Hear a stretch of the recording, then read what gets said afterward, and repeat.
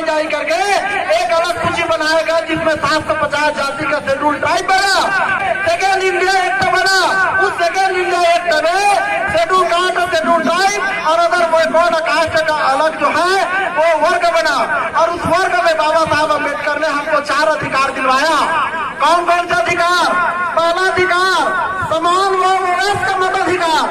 सम्मानित अधिकार, इसका कितना गहरा अर्थ है। समान व वयस्क मताधिकार। आपको मताधिकार का अधिकार होता लेकिन आपका मत का अधिकार समान नहीं होता।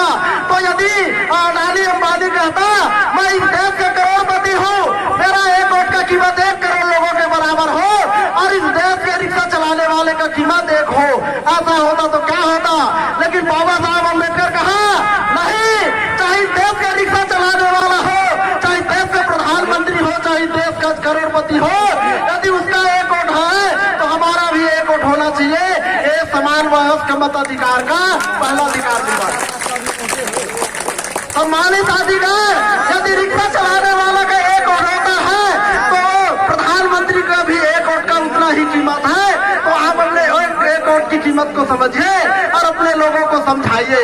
हमारे साहब ने कहा है समझाने वाले को समझना होगा और समझ करके समाज को समझाना होगा। तो इस तरीके से पहला अधिकार दिलवाया। दूसरा अधिकार क्या दिलवाया? समान प्रतिनिधित्व एवं पर्याप्त पाएंगे। प्रतिनिधित्व और पर्याप्त प्रतिनिधित्व जनसंख्या के अनुपात में।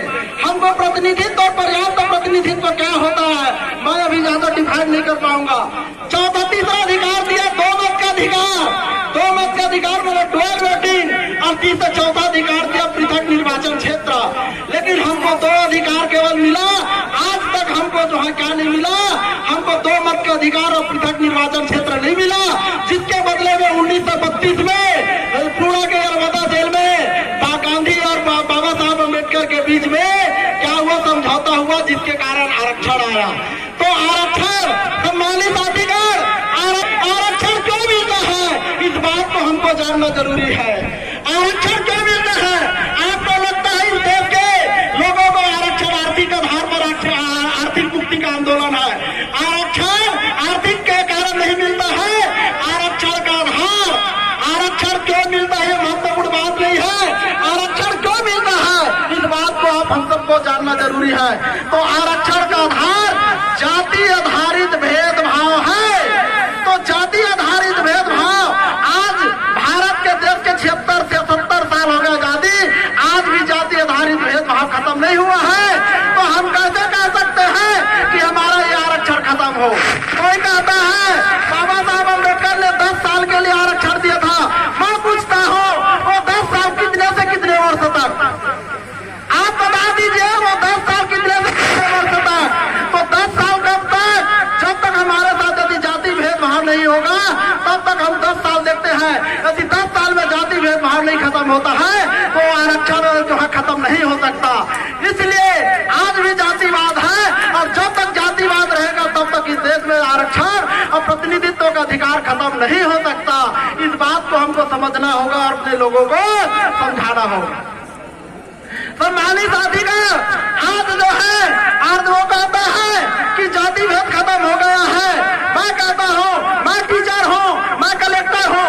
कलेक्टर का कलेक्टर जो है कलेक्टर से कोई शादी नहीं करता, रोटी बेटी नहीं संबंध नहीं करता है। विधायक से रोटी बेटी संबंध नहीं करता, वो अपने जाति में ही करता है। तो कैसे इस देश में कह सकते हो कि आपकी जाति भेद खत्म हो गया? आज के डेट में आपको कोई कहता है कि जाति भेद खत्म हो गया है करके तो आप उनसे पूछिए जाति भेद का आधार क्या है।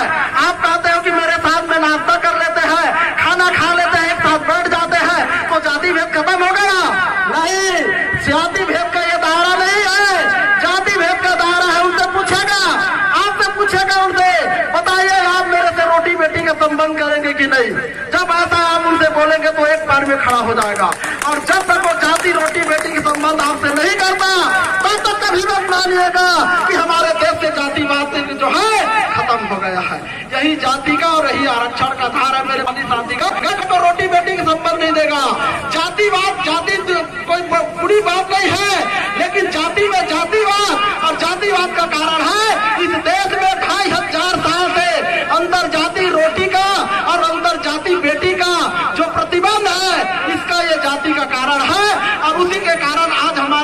हमको प्रतिनिधित्व मिला है। तो सम्मानित साथीगण, हमको जो है आज बताइए, ये देश में हम अलग